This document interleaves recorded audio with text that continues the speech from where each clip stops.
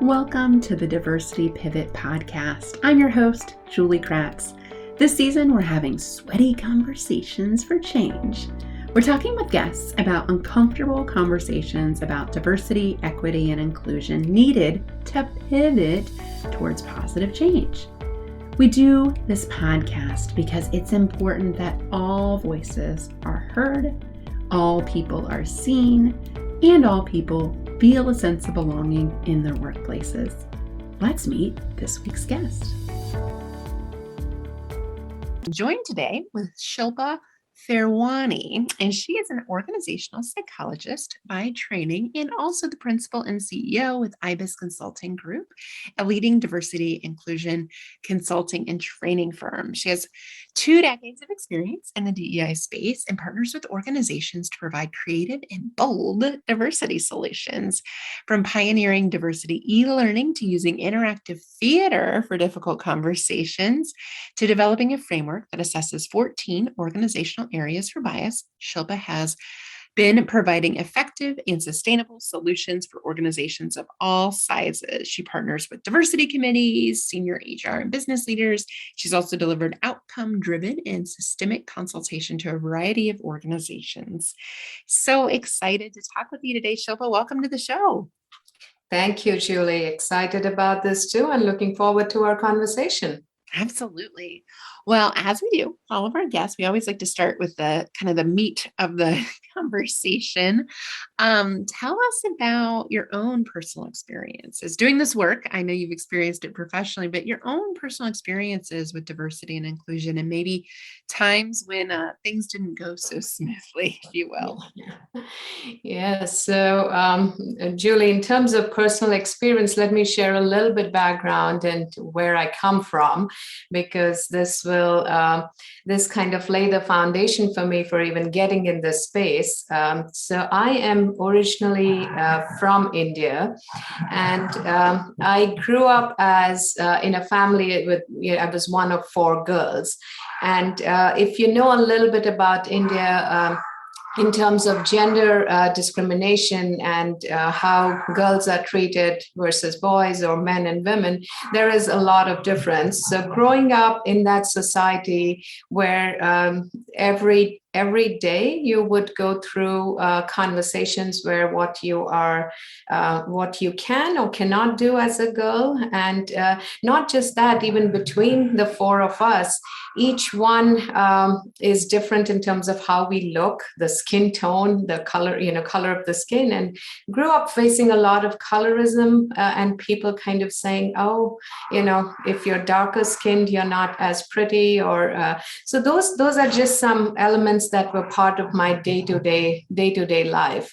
And again, when you get out of a culture like that, where I would see systemic oppression at different levels around me in the society, not just related to gender, but also related to caste and religion. And growing up, I did not, look at that as, okay, this is you're kind of fish in the water. It's part of the culture. But coming out of that country and kind of getting into the DEI space, I look at these conversations as something that's really important for us to have, because those biases, those stereotypes, assumptions get in the way of our day-to-day aspects. So, that's just a little bit about my background that will kind of tie into professionally where I am and why I'm doing this work.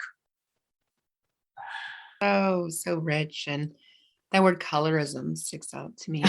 Having thankfully, a lot of partners and women of color in my network, having that conversation, because that's just not something as a white woman I've ever had to consider. Whiteness is such the standard that I've never been told, that I'm passing for something, for example, or I never had trouble finding makeup or things that match my skin tone, because unfortunately, white is kind of the default. And so that's a source of privilege for me. But I'm reminded by how much we favor lighter skin, and how much we've seen people try to, lighten their skin, even to fit in with that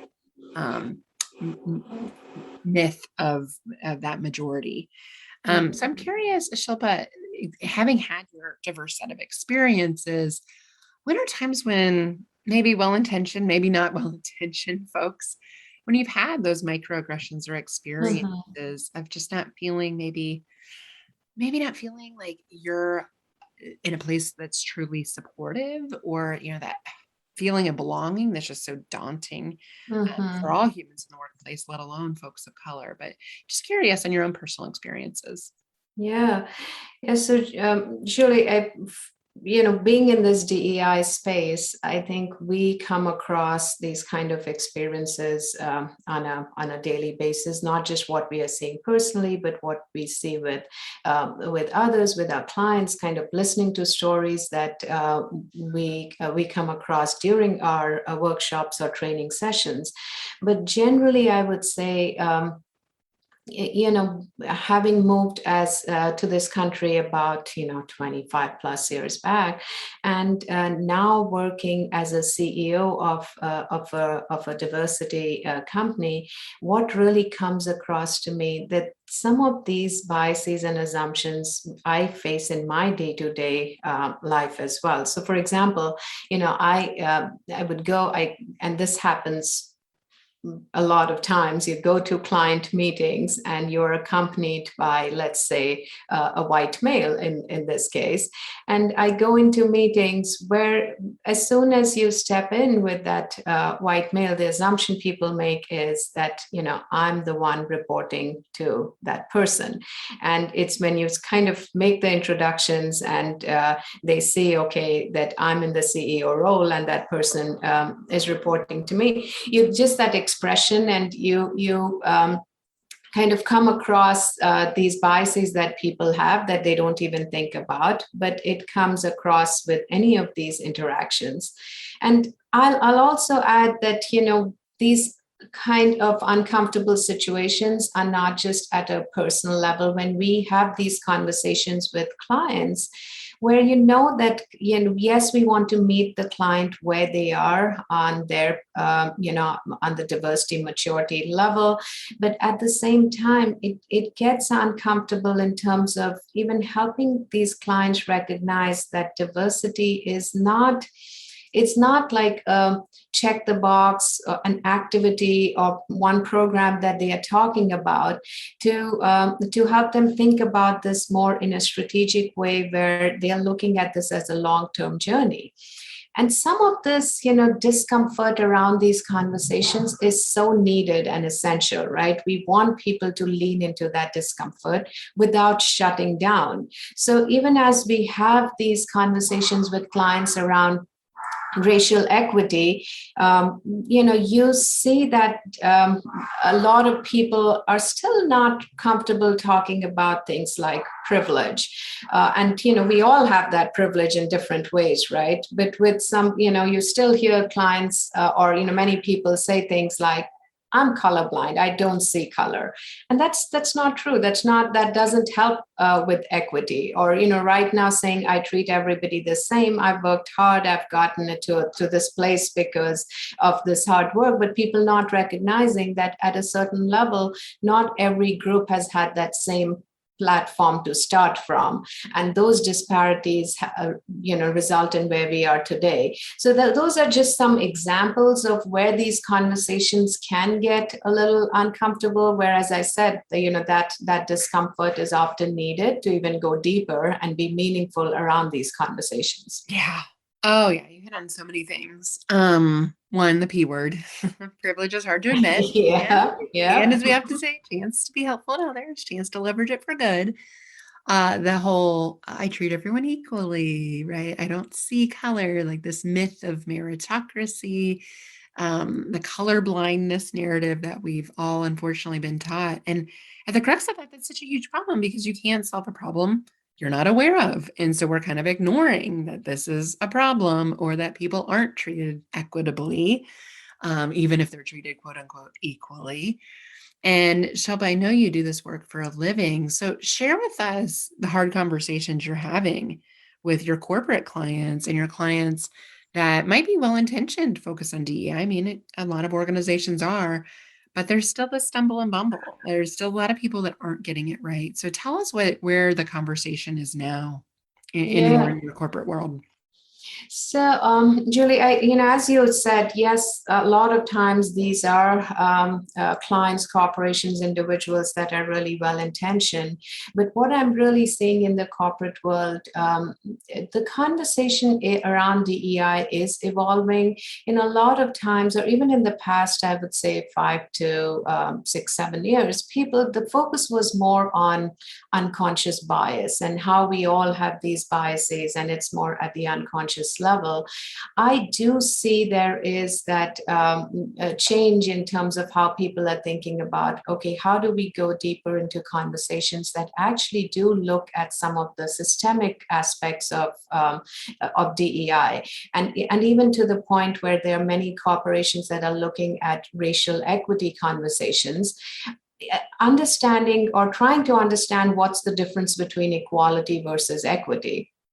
So it is the conversations are getting to a point where, as you said, the P word, it without kind of leaning into that area and opening up the conversation around how that kind of power and privilege gets in the way of equitable opportunities for all, is I'm seeing that happen more and more, and people wanting to talk about that.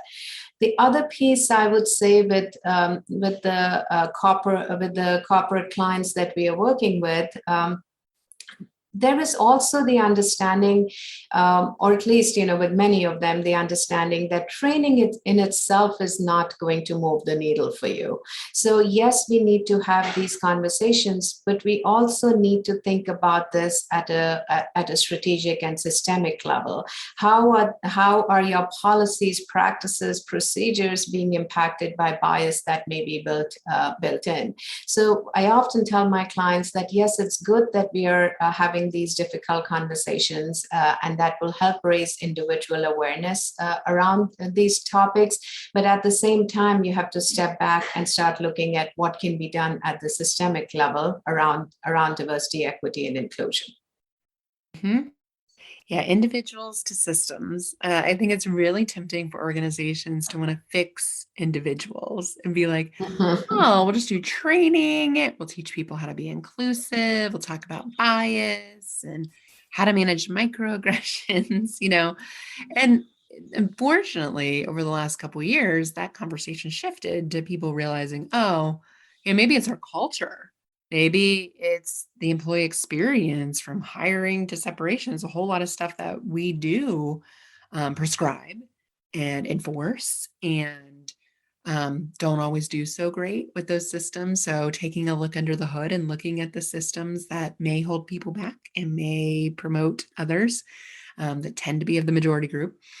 But Shilpa, I know you do something really interesting in your work. You do theater and teach people through real life role play and action. And I'm sure you use a bunch of different words than the ones I'm using. But tell us about how you approach this so differently than I think kind of your regular DEI off the shelf training. Yeah. So, Julie, interactive theater is one of our most popular and powerful modalities to open up the dialogue on different DEI topics. And the way we work with that is we script these scenarios for different clients based on their real life opportunities and challenges. So often to really show them that this is your reality, this is the kind of challenges that people are facing. And there's something about the modality where people do feel comfortable asking actors all kinds of questions that they would not with their peers. So often the way it works is once a scenario is performed, these actors stay in character and the participants get to ask them questions. And they would answer these questions in character. But a lot of the learning happens around that exchange, because that's when you get to see what's the impact of these conversations. What are people feeling? How does this impact their sense of belonging? What could they have done differently? So it gives them a safe space, as at the same time a brave space to say, okay, let's lean into that conversation and ask the kinds of questions that will help us understand what's our role in doing things differently. And around this, there's definitely facilitated dialogue and conversations, but those scenarios purpose become the foundation of for many of the organizations to say, where do we go next? What changes can we make? What does this mean in terms of my role as a diversity ally or advocate? So, having done DEI work for so long, I feel there are different ways in which the dialogue can be. We can approach this dialogue, but interactive theater provides that opportunity for people to see some real life scenarios themselves represented in those scenarios, and then kind of start thinking about what they can do differently in their role. I love that. I love interaction. I'm a big believer that people can't sit, well, I don't think they ever could, but sit in front of a computer screen nowadays and just absorb information and miraculously change.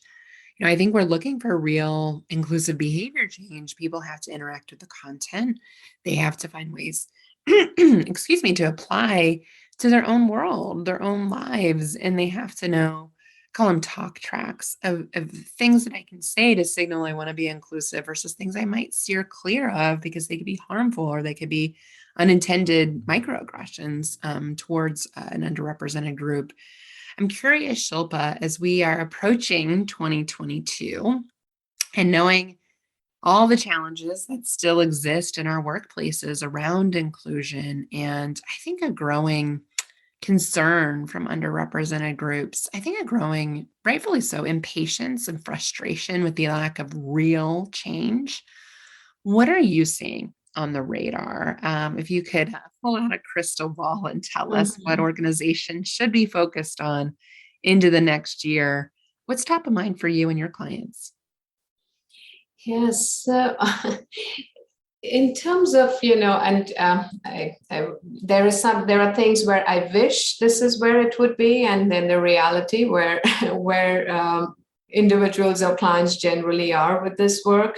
But I will say that, my hope is that 2022 and beyond, anybody who is looking at doing DEI work, either at the individual organizational team level, they are looking at this more as an ongoing journey and not something where, yes, there can be some quick wins, but there are no magic bullets. So I just hope that 2022, with everything that we have gone through in the recent years around DEI, not just here in this country, but also at the global level, that we do take this as an opportunity to say, this is ongoing work. It is hard work where we will need this momentum throughout. And then the other piece that we've been talking about also is that this work cannot be done in just one area or one part of the organization, but it really needs to be more holistic, where you're looking at embedding DEI in every aspect of the organization. So it has to be part of that foundation. And again, that's hard work, that's long-term work. And the other word that kind of sometimes scares people off around DEI is the whole aspect of accountability, right? How will we hold ourselves accountable? How will we hold others accountable? How are we going to hold organizations accountable?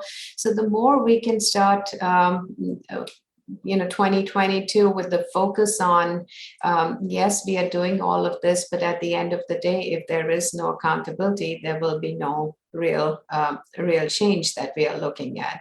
So I would say those are some things. And, other than that, what we've already talked about, that, keep the focus on individual and systems, have more meaningful conversations, go deeper into aspects where it's not just at the level of awareness, but you're really going deeper in conversations around race, gender, sexual orientation, disability. Yes, it is about inclusion, but at the same time, it's a different mindset when you start thinking about, what can we each do to make this a more equitable world, society, workplace. So that will be a different kind of skill set needed for that. Yeah. Yeah. Oh, I love so much of what you just said. Accountability, Absolutely agree. More depth beyond just race and gender, and broadening that definition to be more holistic of all the dimensions of diversity. And I love both of those because I think both of those bring in the majority group that is most needed as part of this conversation.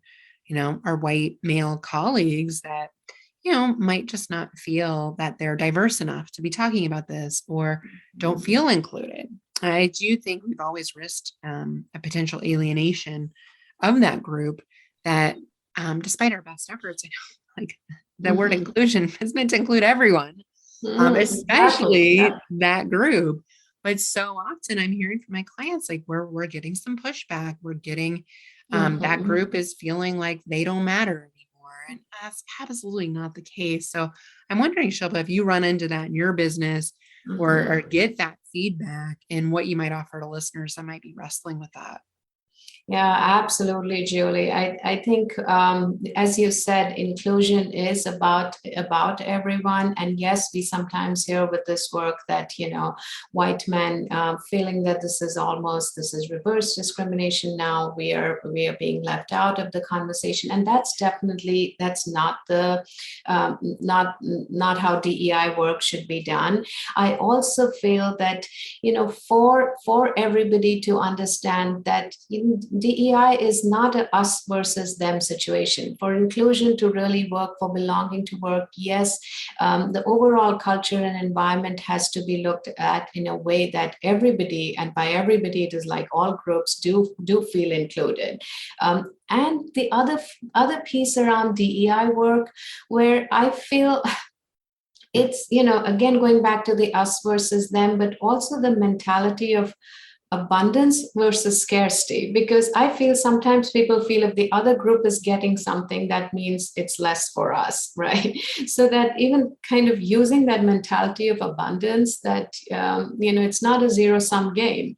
We are looking at groups that may have traditionally been marginalized, and yes, what can we do to provide an equal playing field? But then that's an equal playing field for everyone. So that does sometimes needs a little bit of stepping back to really think about this in a way that it is going to provide an opportunity to groups that over time been marginalized, but at the same time, the focus definitely is on inclusion as well. So it's not a us versus them kind of Yeah. mentality that's going to work in this case. No, it's not a zero sum game. It's not an us versus them. There's so much paradox, I think, in this conversation, too. There's so much Mhm. room for the both and the yes, I'm a white male and I care about diversity. If only we could say, if only those two things could be seen together more often and modeled Exactly. Yeah. together more often. I think there's just a perceived big risk of saying you're doing the wrong thing or, the stumble and bumble, we call it, that allies go Mhm. through, myself included. I make mistakes on a all too often a regular basis. We Um, all do, right? That's it doesn't, I often say that even the term diversity expert, is there anybody who's an right. expert in DEI, right? We all make our mistakes. We are all learning, but yeah, to look at this in a way that helps the agenda around diversity and inclusion move forward. Yeah. That's what's needed. Oh, Shilpa, I love that. No one is an expert. And I joke with people, I'm an Mhm. ally in training. You are, I am. I'll be on this journey indefinitely. It's my life's mission and work and my purpose, but I'll never, self-proclaim to be an ally, let alone an expert. Mhm. Am I a trainer, a speaker, a consultant? Sure, you can call me those things. But I'm very much on the journey and it's progress over perfection. We're not looking for perfect people in this conversation. And I think the other thing is the conversation is always changing. I mean, if we would have had this conversation 6 months ago, it would have been different.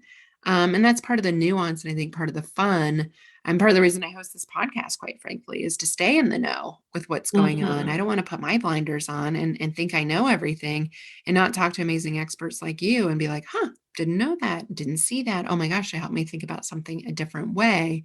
And that's the beauty of diversity is there's always more to learn. And that's part of the Yes, hard part. yeah. There's always more to learn. I mean, just look at my bookshelf and I'm like, oh, I haven't gotten to these books yet. I want to read them. There is always more to learn. And Julie, about your point around progress versus perfection, I also feel that progress for each, especially looking at DEI at a global level, for each country, for each region, is going to look differently. It's going to look different. So, for example, we're doing a lot of work now with organizations that are looking at this conversation outside the U.S. And even if you think about this concept of racial equity and how that relates to countries in EMEA versus, APAC, when you think about Europe, Middle East, Africa, and put that as a region, that in itself is a challenge, right? Because every country has some unique opportunities and challenges around this conversation. I think one common thread that pulls a lot of different regions together is this, people might say that, okay, racial equity or race is not a topic that we are focusing on, but they do all recognize that aspects like colorism, intersectionality, allyship, power and privilege, that's relevant for every nation, right? And how you need to make progress may be different, but that conversation needs to be had in every region, every country, every nation, so that people can start looking at, who's being left behind, who doesn't feel belonged, who's been systemically oppressed over time, and what can we do to again get to a more fair and equal playing field. So many great nuggets there. Yeah, and I get that feedback too, especially my global clients of, okay, well, this is a conversation that we have in America and the States, but that conversation can be completely different in Asia or Europe. And, we've interviewed quite a few experts from Europe in particular, and some folks from Asia, although admittedly not as many as I'd like, and some folks from Africa too. In South America, I think we've hit every continent, maybe not Antarctica, but most continents. And what I find is there's more similarities and differences, and I don't want to diminish the differences. There certainly are real differences, real cultural differences around gender and race in particular. But I've found, at least here in the States, that we're a bit more progressive with talking about racial issues than in other countries. There's still an element of color blindness, or we've already solved that problem in countries, especially that have more people of color. And of course, the US has a terrible, terrible, tragic history with slavery and the ongoing oppression of Black and Brown folks that is different than the rest of the world. However, we're all kind of tied to that narrative more so than we'd like to admit, I think, and we're all tied to slave trade and some of the aftermath of white supremacy that still manifests itself in cultures. But the gender piece, I do find that is very nuanced, because in Europe, a bit more advanced. I mean, depending on which country, obviously, it's there's a lot of countries there, and in Asia, very different across the 20 countries there.